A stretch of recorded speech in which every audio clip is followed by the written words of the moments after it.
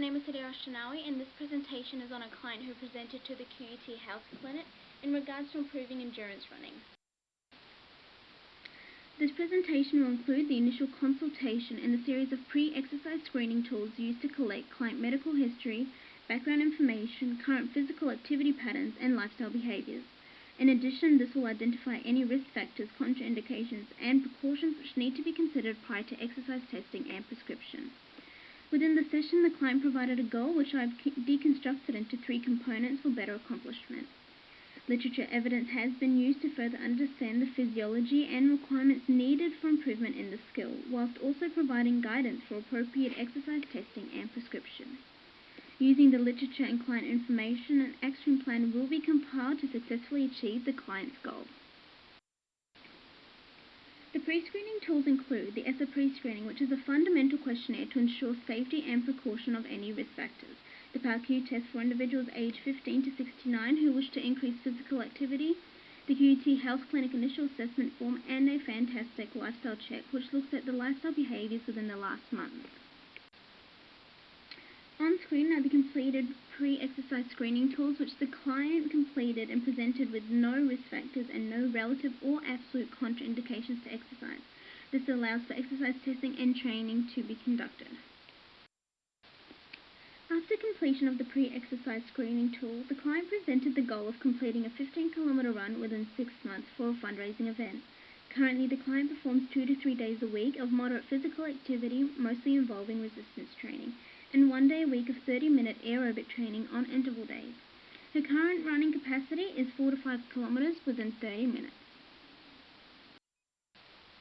To assist in achieving this goal, I provided health, behavior, and exercise goals based on the client's information and skill requirements. The client's health goal is to improve body composition via decreasing body fat by 1 to 2%, which TypeHal found to positively influence endurance performance and running efficiency. Behavioral goals are to encourage the client to run outdoors in similar environments to the event. This will provide better transferability, training adaptation, and preparation for the event. In addition, this may also provide motivation to run further distances. The exercise goal is encouraged by TypeHal and colleagues study, which addresses running as a strength and power movement, benefited by strength, power, and muscular adaptation. Thus, the exercise goal will incorporate more power exercises and aerobic training within exercise sessions for improved cardiovascular endurance.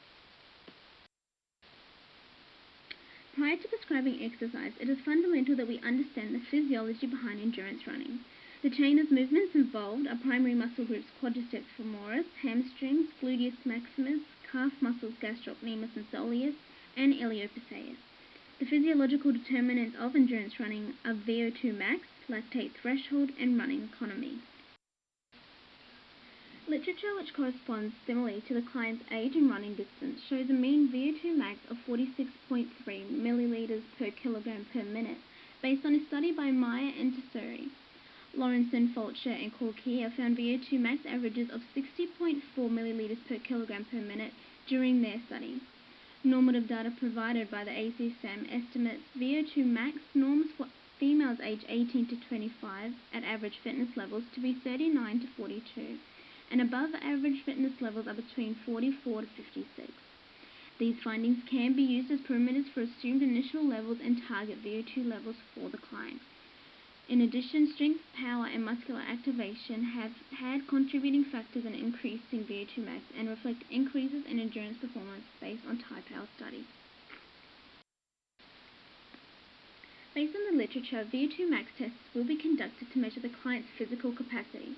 Ronstadt and Majuka state a strong association between VO2 max and the success of endurance performance. This will also assist in measuring improved cardiovascular endurance. For training purposes, it is necessary to measure 1RM to identify muscular strength for prescribing exercise intensities for strength, power, and endurance. Furthermore, implementing aerobic training to improve cardiovascular endurance will additionally provide positive response for endurance training performance. Baseline measures will also be taken to monitor the progression and/or regression throughout training periods. In conclusion, these testing measures will be carried out in the upcoming client consultation to determine the appropriate levels and intensities of training in preparation for the client's 15-kilometer fundraising event.